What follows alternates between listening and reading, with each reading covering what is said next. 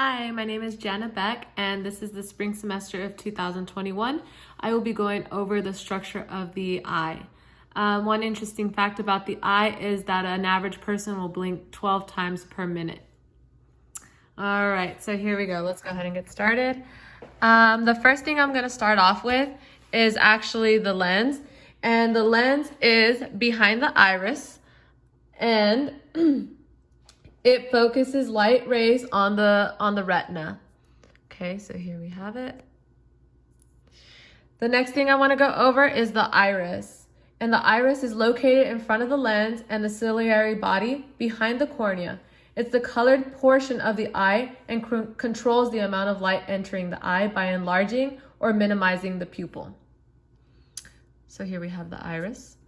The next thing I want to go over is the cornea, and the cornea refracts or bends light. It's located in the anterior segment of the eye.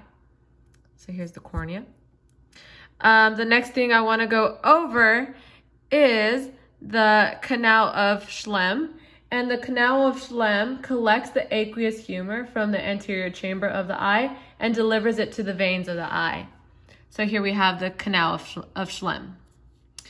The next thing I want to go over is the aqueous humor, and the aqueous humor is it fills the anterior chamber of the eye and provides some of the nutrition for the surrounding parts of the eye. Okay, so that's the aqueous humor. The next thing I want to go over is the suspensory ligament. And what the suspensory ligament is, it's a long, thin fiber which connects the crystalline lens to the ring of the ciliary muscles. So here's the suspensory ligament.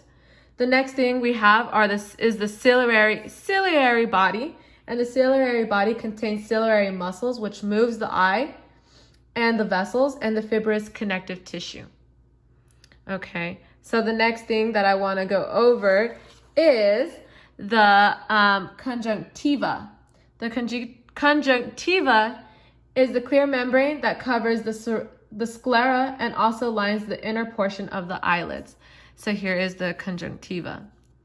The next thing I want to go over is the ora serrata. And what that is the area of the inner eye where the retina end and the choroid layer of the eye can be seen. So here we go. It's all right there. Another thing, we're going to move on to the vitreous humor. And the vitreous humor helps supports the eye and transmit light to the retina. Alrighty. And then here we have is the sclera.